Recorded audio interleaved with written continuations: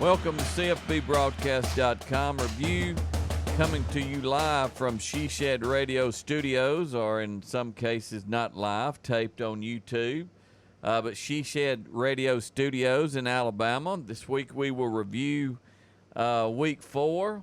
We are a month into the season, JB, and we had been waiting for a big weekend after Week 3 with all the dull games. A lot better this week. We had us some ball games this week. So a month into the season, we seem to know a little bit more about how the season is going up into this point. And we had 8 ranked football teams lose yesterday. A lot of upsets we'll go to when we break down the conferences. A lot of upsets. It started with an upset Friday night when USC, which I told you that USC was going to give Utah all they had. And not only did they beat Utah, they beat Utah with their third-string quarterback. But you also said that Urban Meyer was looking over Helton's shoulder. Yeah. I think maybe he's not looking over his shoulder so much right now. He may not be, but we will see what happens. If USC loses 4 or 5 games this year, I could see there being a coaching change there in Los Angeles, and we'll see who's interested in that job, because his athletic director's been fired, Lynn Swan. Don't know why they hired him to begin with, but USC may be in the market looking for a coach. That was a big win for USC, though, especially with the third-team quarterback. What was your game of the week this week for you? My game of the week this week was probably Wisconsin and Michigan. I'll have to. We talked about Wisconsin. They were off last week, as was Michigan. Both teams were off.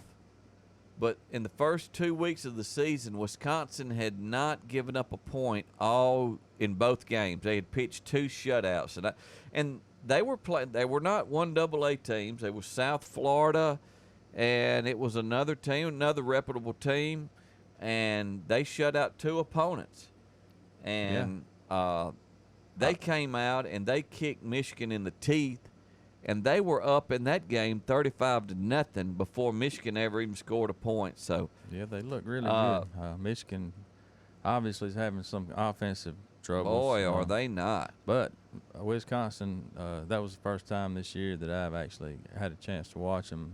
I know you've been high on them all week or all season, and I'll have to say they looked the part. They do. Harbaugh, I'm sure the fans the honeymoon has been over, and I think now Coach Harbaugh's coach speak that he always comes out with is probably wearing really thin with the Michigan faithful. Don't you know they're disappointed? Well, they looked at Alabama. They saw what Alabama did. They saw what Ohio State did with Urban Meyer.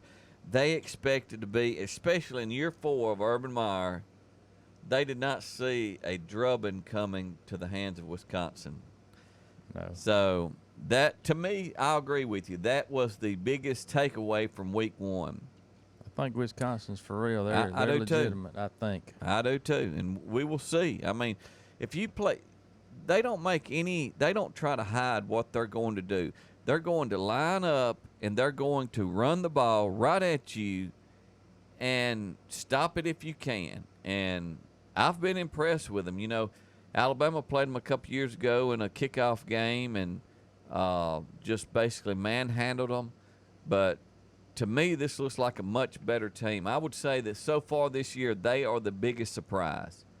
They just beat Michigan, beat their eyes in. It was bad. It was a couple of late touchdowns. Anyway, yeah. It was ridiculous. All right, so that was your game of the week. I agree with that. For me, it was the Georgia-Notre Dame game. I think that was surprising how close that game was, and Notre Dame had a chance to really win that game at the end. And that was a good win for Georgia, don't get me wrong, but I think I left being more surprised and more impressed with Notre Dame. Yeah, they looked formidable. They did. I thought that Georgia would win decisively. and they didn't. They were didn't, lucky. but I still don't know. I can't. Maybe Georgia's not.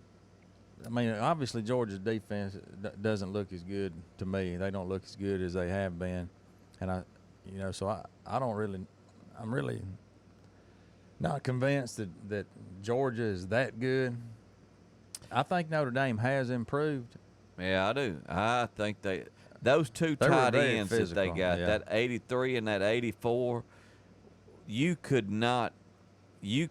Georgia had no answer for them all game long. No. All game long. And everybody said that Georgia was going to line up and run the ball right down their throat, and I didn't see it. Georgia was better. Not much better, though. No, Notre Dame looked solid. They actually stopped the run. I mean, the week before, I think Notre Dame had a bad showing.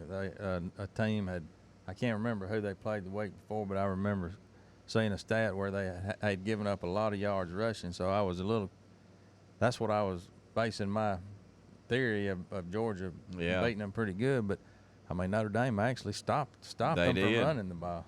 Notre Dame looked good to me. Book looked good at quarterback. The tight ends, they've got the two best tight ends in the country, and if they could get a running game, they look good. That's good.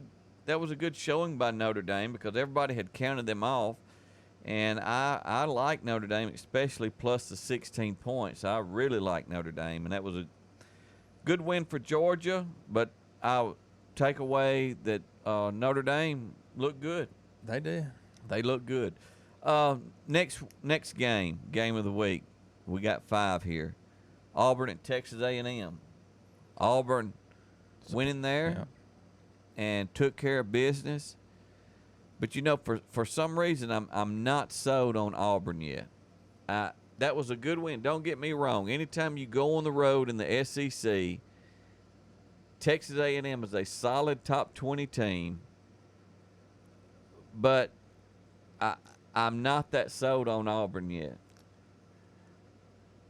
Well, I'm starting to believe in Auburn just a little bit. You know how they get when they get the momentum going. They've got 2 very good wins this year. They against do. Oregon and going to Kyle Field and beating Texas A&M at home like that. That's a difficult place to play with the 12th man tradition and the noise. But I don't think Auburn to score points. They are. Yeah, they're going to struggle to score points. Their defense, Auburn's defense, is outstanding. I mean, they are really good. Maybe the best in the SEC. And the offense is based on, they'll get a big play here and there based off of the trickeration that they do, and they have a good enough defense. If they play a team that doesn't have much offense, they can get I agree. ahead enough of them. Like Texas A&M. Like Texas A&M, but they can control the ball a little bit, or the other team doesn't have time to. But that'll be different when they play a team that has a really good offense. But when you look, can they score with LSU? Can they score with Alabama? They may be able to score with Georgia. They may be able to score with Florida. We'll see. But they're going to struggle to put up points all year. Quarterback threw for 100 yards yesterday.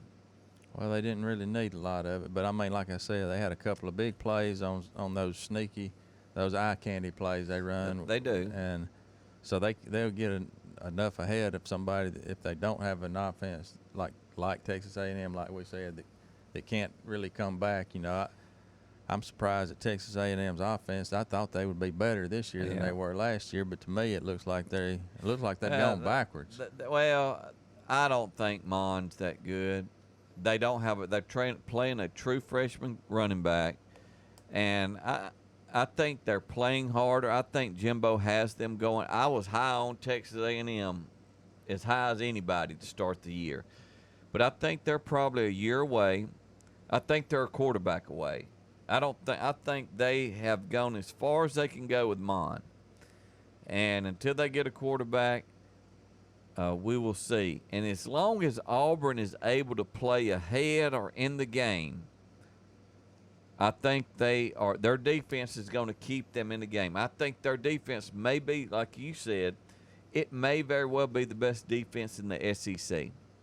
But if you could get Auburn playing from behind, then we will see what kind of quarterback Freshman is. the freshman Bo Nix is. Now, I know they played relatively behind in the Oregon game, but they really wasn't 2 scores behind per se, or they were always in the game. Right.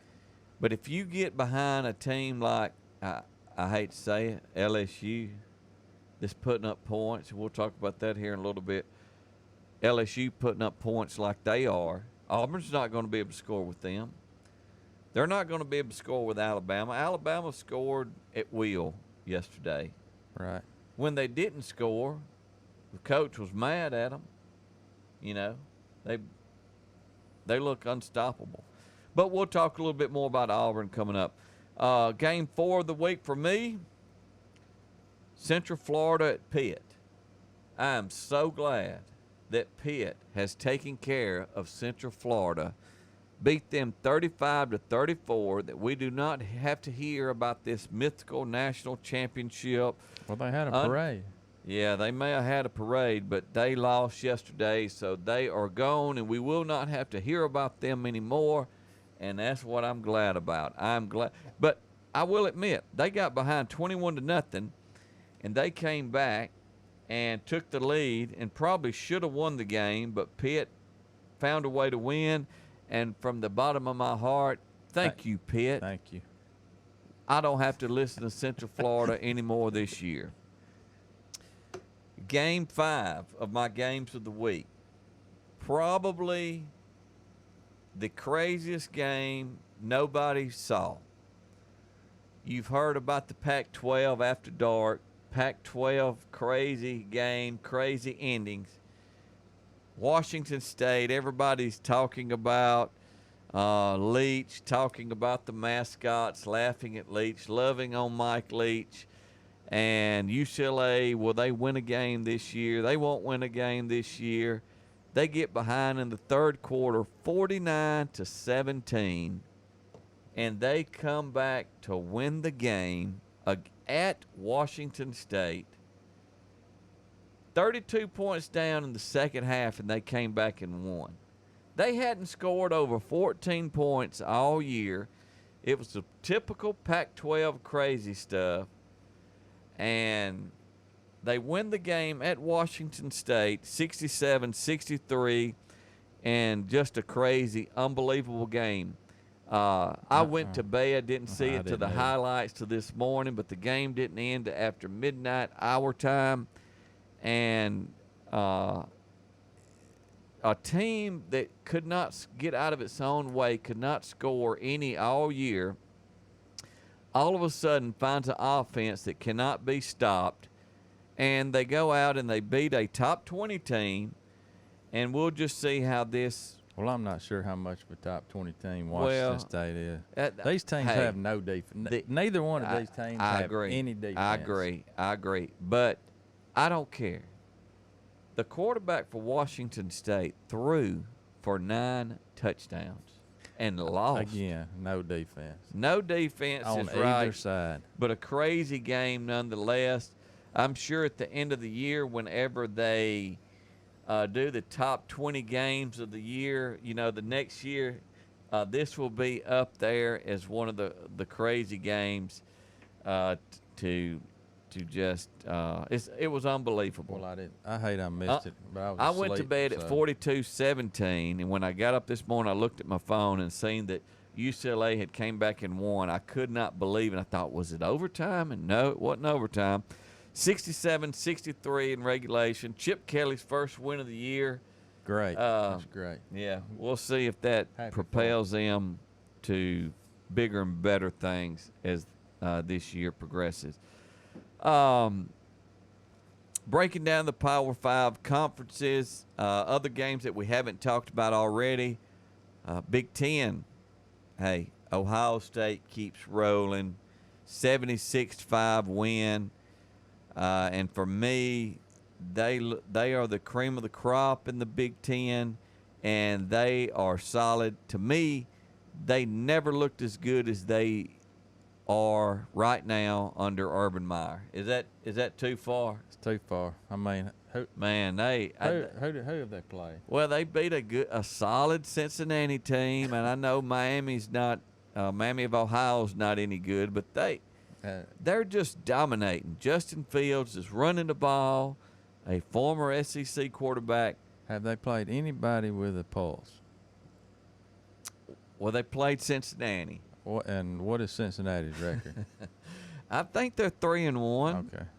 I mean, they're an American Conference team. I mean, I expect Ohio State to win. Yeah, but the way they're doing it, they are impressive. Would you not say that they're one of the top 5 teams in the country? Well, when you leave your quarterback in, score 76 points, and he's playing in the fourth quarter, your first team quarterback is still throwing and running all over the field. I mean, he might need to work. He did.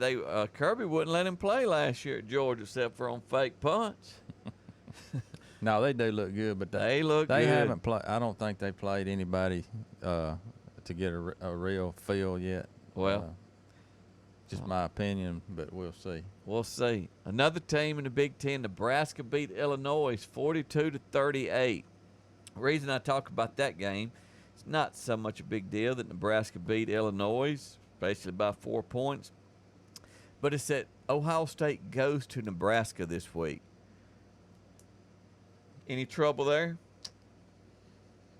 I think it'll be a better game than what Ohio State's been playing. I mean, I expect Ohio State to win, but it's Nebraska's not this another, close to being 4-0 yeah. and probably a top 12 team. You know, if they don't lose that game to Colorado. No more cupcakes. They were way up 17-0. So the cupcake schedule, well, for this week for Ohio State's over. Yeah. So we'll see. We will see. That'll tell us a lot about Ohio We will State. see. Yeah. And Nebraska. Big 12. SMU beat one of the ranked teams at TCU. SMU went to TCU and beat them, a game that's probably separated by, if you ever been to Dallas, SMU's on one side of Dallas and basically TCU's on the other side of Dallas. And so those players have to probably know each other, and SMU beat TCU to move to 4-0 on the year. Big win for SMU, Pony Express, and TCU's who we thought they were. Yeah, I didn't get to watch much of that game. I really hadn't kept up with TCU this year or SMU, but, I mean, yeah, in the previous years, TCU's always – has been a pretty big name. SMU had fallen off over the past year, so I'm sure I'm sure they're excited about that win. Yeah, big win. Texas, big win against Oklahoma State. Texas continues to look solid. I would say Texas has a good loss. Notre Dame has a good loss, and they're respected that way in the polls. Well, of course they will. And but both of those, they lost to SEC teams. So as the year moves on, we will, as we talk about who we think should be in the playoffs. I think the Big 12. We'll talk about this a little bit later on. Texas, and it's going to come down to Texas and Oklahoma. In my opinion. Yeah. We'll see. Pac-12. It's absolutely crazy. We're 1 month into the season, really not even 1 month. But week 4 has been completed. California is the only undefeated team in the Pac-12. Only undefeated team, Pac-12, is California. Nobody would have guessed that. But it's a conference that's mediocre. They have a lot of mediocre teams. Only a couple of horrible teams. But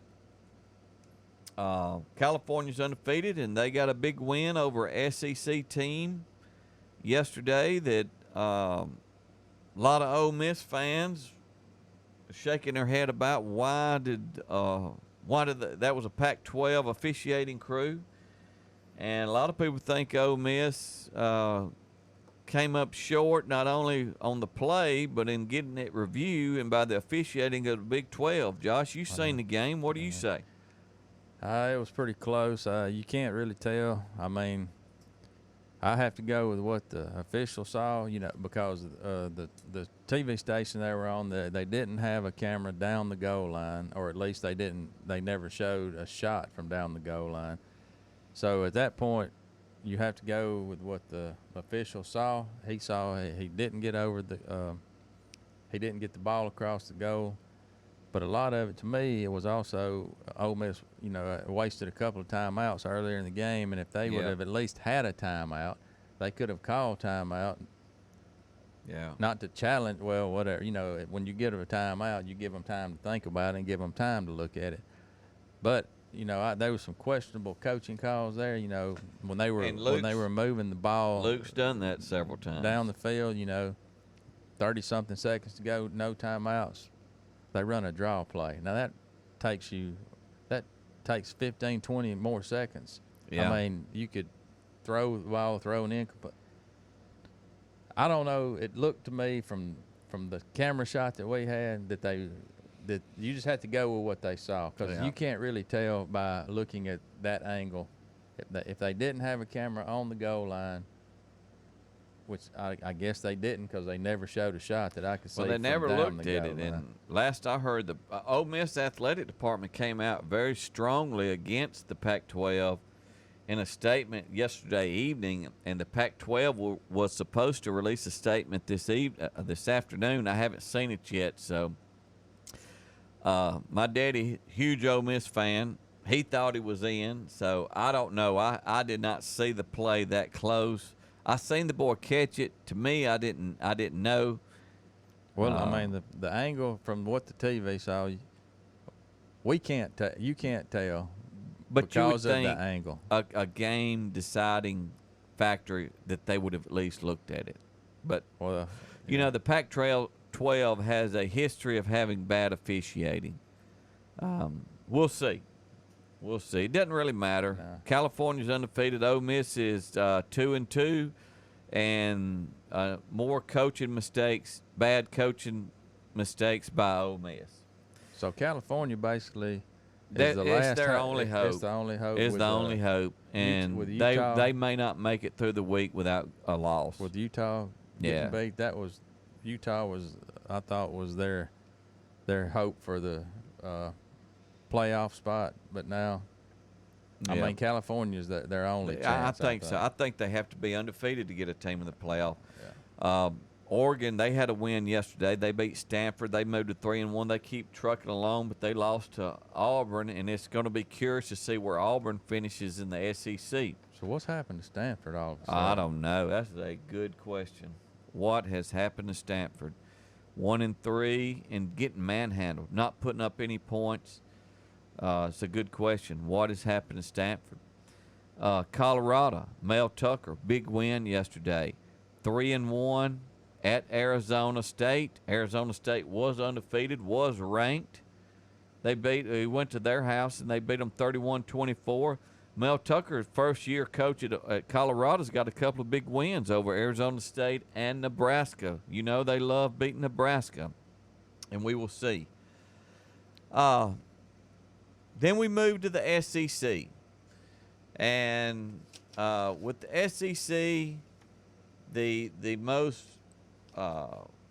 best thing that I saw all week was how Alabama, they had a Officer Cousette. Tuscaloosa Police Department had an officer that was killed in the line of duty, Officer Cousette.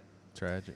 And Alabama had spent a ton of money investing in this LED lights for the stadium. LED lights for the stadium, and they lit the stadium up Wednesday. I think it was Wednesday night in blue for the police department to honor Officer Cousette. Yeah. And they did that for, I think it was 1 hour. They had his police car in front of the Walk of Champions, and I think it was a great show for the community, for the University of Alabama, for athletic director to make that decision to do that, and to reach out to the community, which they are a part of. And I think that was a very touching moment, and I'm sure his family appreciates that. as we all mourn the loss of Officer Cousette. And for me, that was the best thing that I saw from the SEC this week. It was a tragic event that took place, and our prayers go out to Officer Cousette and his family. Absolutely. And then at the game yesterday, Alabama game, I seen they had a picture of him in his police uniform standing by the goalpost. That was very good. And then Alabama went, and the band had blue ribbons on their uniforms. And then Alabama went out and had probably their best performance of the year. They played good. I thought it was the most complete I do game too. Alabama has played this year. Of course, I mean it was against Southern Miss. They're not a great team by any means, but I really thought Alabama played their most complete game that they played so far this year. Well, it seemed like that Alabama went in there wanting to run the ball when they wanting to run it because they wanted to.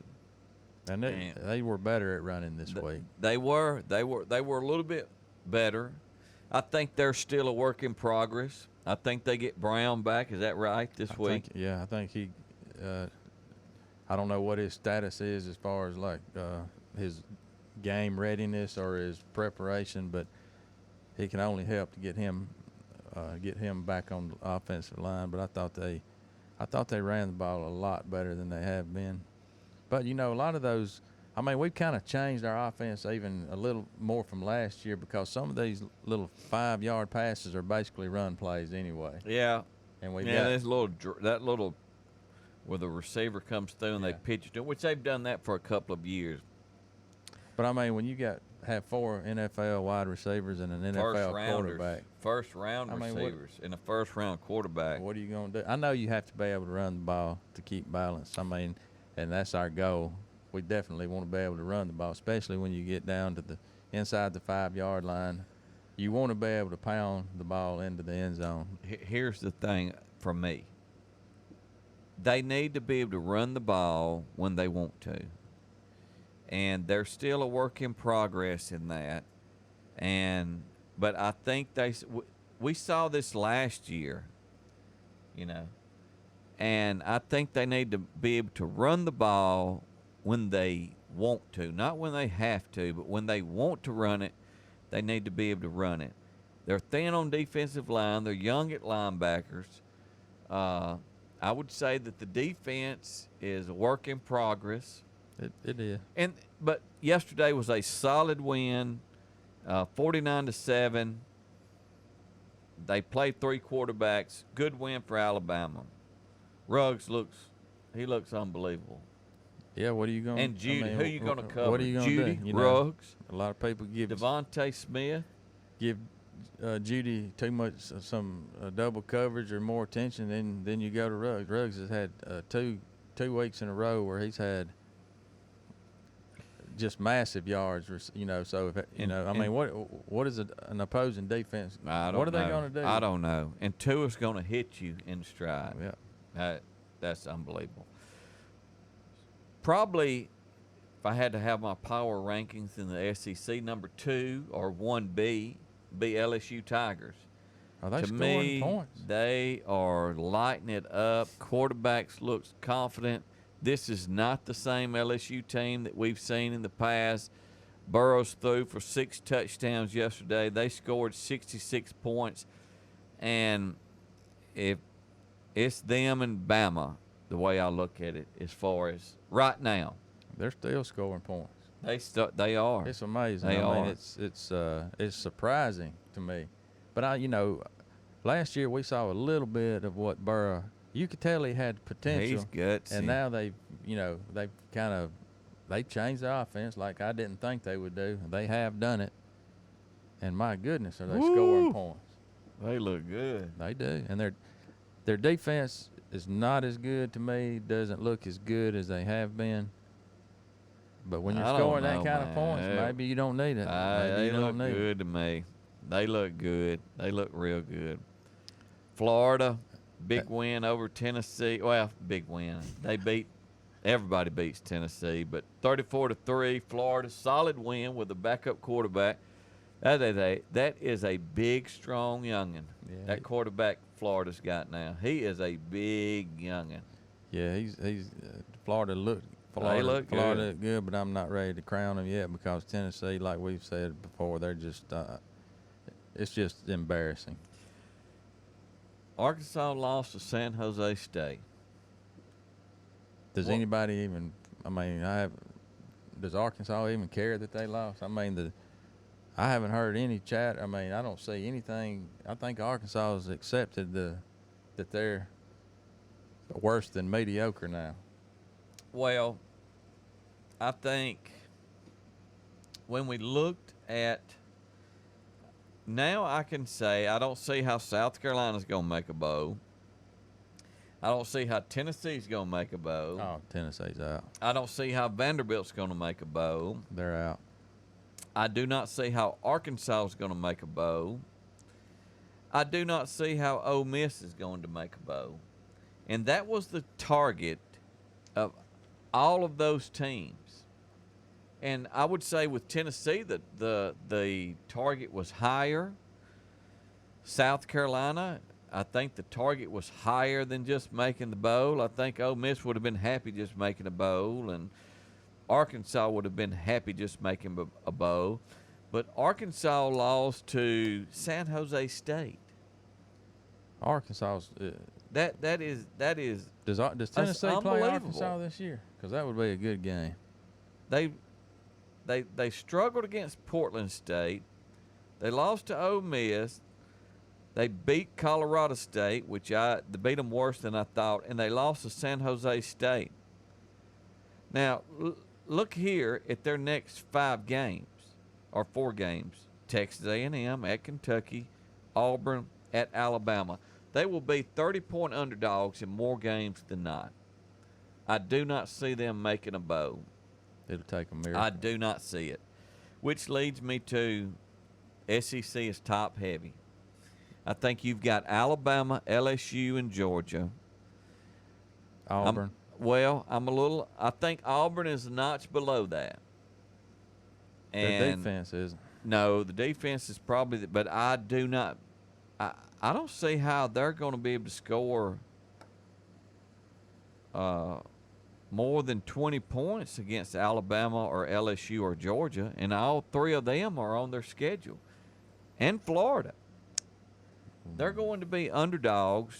They're already a 7-point underdog at Florida, and they'll be double-digit underdogs at LSU, at Alabama, and Georgia. Well, maybe they'll probably be 9-point underdog to Georgia, but they're going to be heavily underdog to Georgia. So, but if they can win those games, I think their schedule is what makes it tough for Auburn. I think their defense is the best in the conference, and we will see.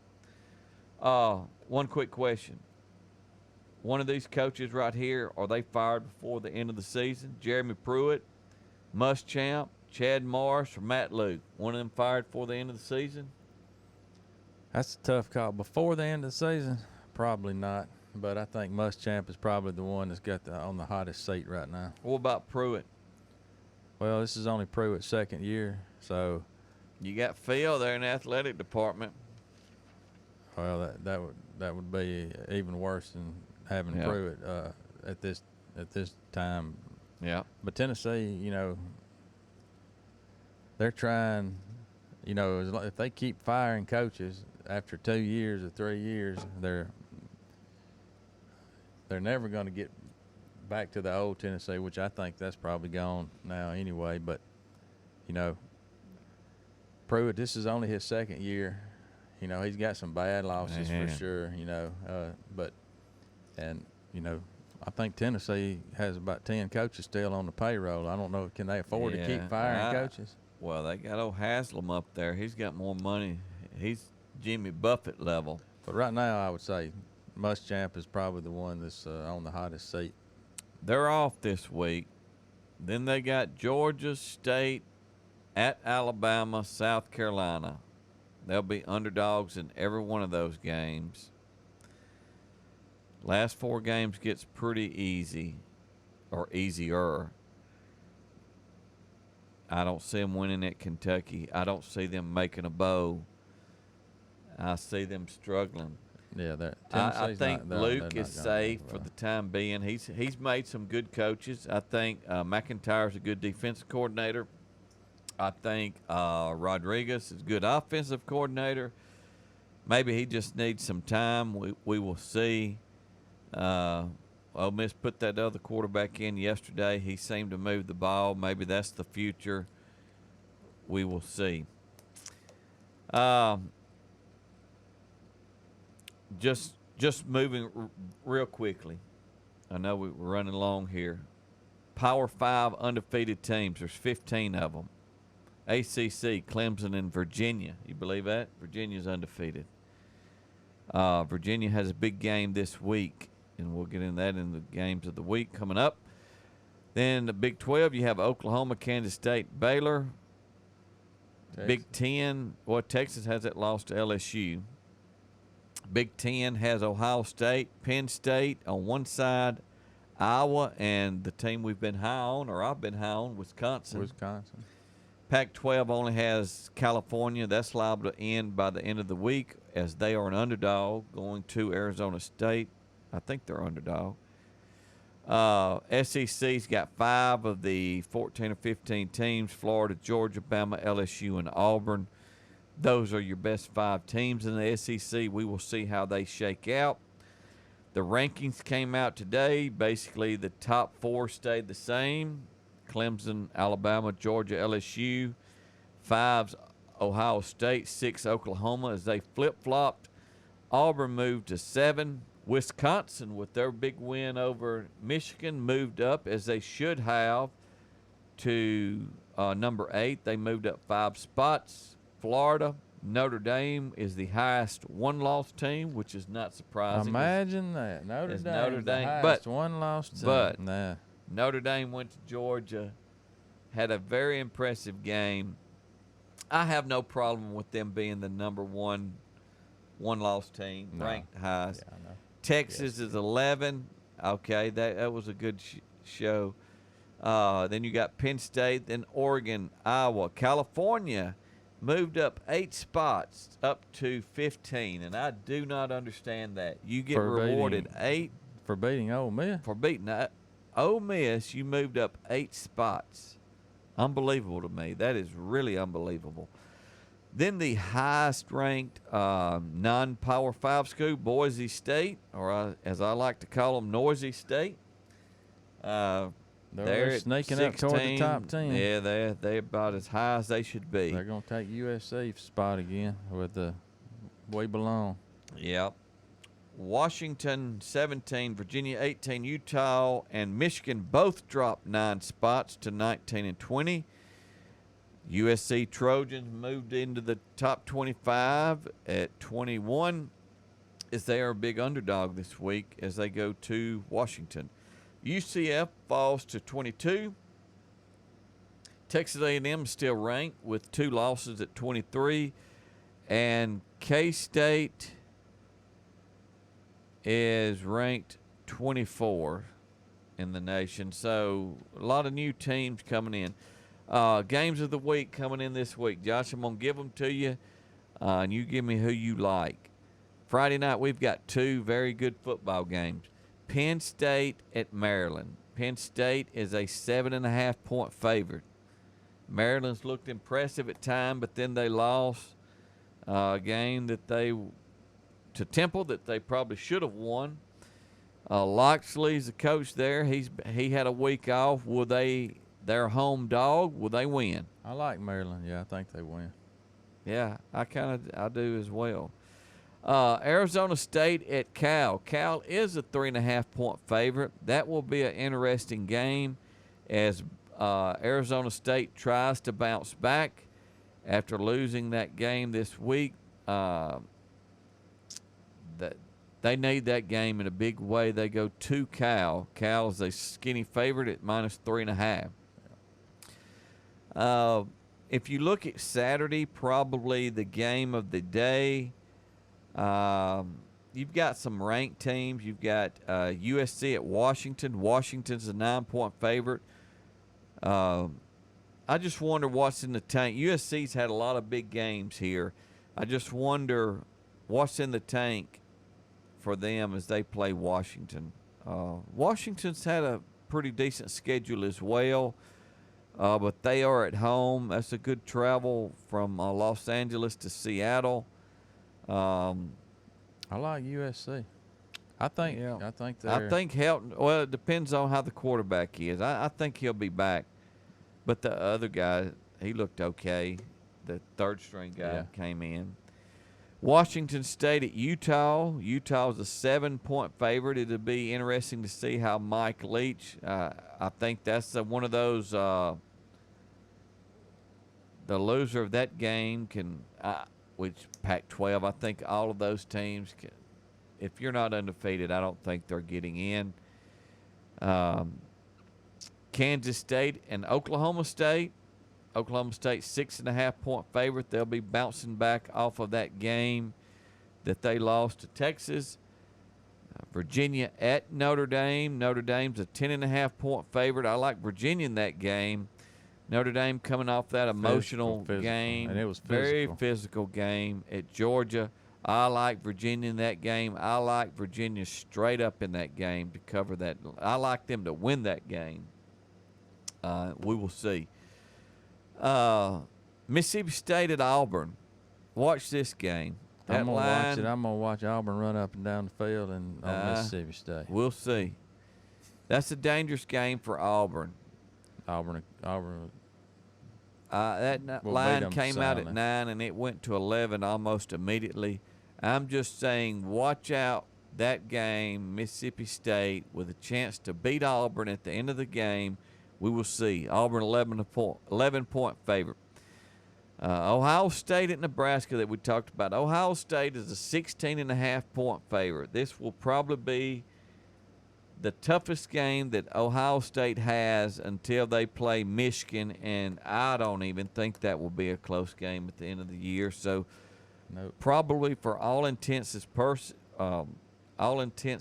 purposes, Ohio State 16.5-point favorite at Nebraska.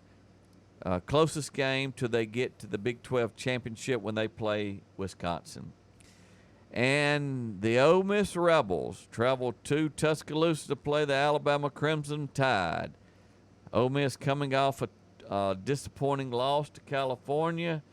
They've had Alabama's numbers in recent years. They've probably had more success against Alabama than any other team in the SEC over the last decade. I think they lost the number. Huh? I think they lost the number this year.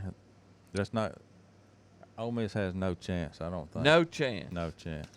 As much success as they've had over Alabama, you give them no shot. 34. How are you going to defend four wide receivers? And I mean, Ole Miss's defense is not the Ole Miss's defense of old. No, I agree. I don't say that they have any chance. To be honest with you, I don't either. I say no. You never know, but they've had more success over Alabama this decade than anybody in the SEC.